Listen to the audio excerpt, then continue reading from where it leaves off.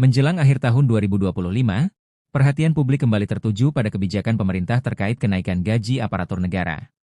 Setelah sekian lama ditunggu, Menteri Keuangan Purbaya Yudi Sadewa akhirnya memberikan penjelasan resmi soal rencana kenaikan gaji bagi pegawai negeri sipil, anggota TNI, dan Polri. Kebijakan ini menjadi sorotan karena diharapkan mampu meningkatkan kesejahteraan aparatur negara sekaligus menjaga daya beli mereka di tengah tekanan ekonomi global dan inflasi yang terus berfluktuasi. Wacana kenaikan gaji PNS, TNI, dan Polri sebenarnya sudah muncul sejak awal tahun 2025. Pemerintah melalui Kementerian Keuangan melakukan serangkaian kajian untuk memastikan kemampuan fiskal negara agar kebijakan ini tidak membebani anggaran. Menteri Keuangan Purbaya menegaskan bahwa kenaikan gaji bukan sekadar janji politik, tetapi langkah nyata pemerintah dalam memperkuat kinerja dan motivasi aparatur negara. Dalam keterangan resminya, Purbaya menyebut bahwa kenaikan ini akan mulai diberlakukan pada November 2025, sebagaimana tertuang dalam Peraturan Presiden Nomor 79 Tahun 2025.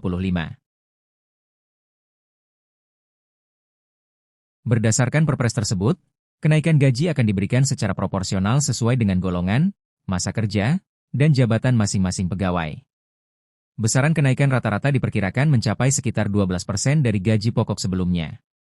Namun, untuk beberapa golongan dan jabatan strategis, angka tersebut bisa sedikit berbeda. Kenaikan ini juga belum termasuk tunjangan kinerja, jabatan, dan tunjangan khusus lainnya, yang berarti penghasilan total aparatur negara dapat meningkat lebih tinggi bila tunjangan turut disesuaikan. Purbaya menegaskan bahwa langkah ini diambil dengan pertimbangan yang matang. Pemerintah ingin memastikan peningkatan kesejahteraan ASN, TNI, dan Polri tidak mengganggu stabilitas fiskal serta defisit APBN yang telah ditetapkan. Dalam konferensi persnya, Menteri Keuangan Purbaya menyampaikan bahwa kebijakan ini merupakan bentuk penghargaan atas dedikasi dan pengabdian aparatur negara di berbagai sektor pelayanan publik. Ia menekankan pentingnya menjaga semangat kerja di tengah tantangan ekonomi global, serta mendorong profesionalisme dan integritas di tubuh birokrasi. Meski begitu, Purbaya juga mengingatkan bahwa pencairan kenaikan gaji dilakukan secara bertahap, menyesuaikan kesiapan administrasi dan sistem penggajian di masing-masing instansi. Dengan demikian, sebagian pegawai mungkin baru merasakan dampaknya penuh setelah validasi data selesai dan anggaran terdistribusi ke seluruh daerah.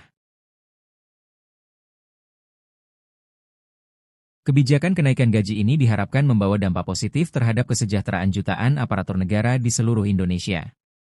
Bagi banyak ASN, TNI, dan Polri, kenaikan ini akan menjadi dorongan semangat untuk bekerja lebih baik dan memberikan pelayanan publik yang berkualitas. Selain itu, dari sisi ekonomi, peningkatan pendapatan aparatur negara juga bisa mendorong konsumsi domestik dan memperkuat daya beli masyarakat, terutama menjelang pergantian tahun 2025 menuju 2026. Menteri Purbaya menutup pernyataannya dengan pesan bahwa kesejahteraan harus berjalan seiring dengan tanggung jawab dan kinerja. Pemerintah akan terus memantau pelaksanaan kebijakan ini agar manfaatnya benar-benar dirasakan secara adil oleh seluruh pegawai negeri, prajurit, dan anggota kepolisian. Inilah langkah nyata pemerintah untuk memperkuat pondasi kesejahteraan aparatur negara. Apakah kebijakan ini cukup menjawab tantangan ekonomi tahun depan?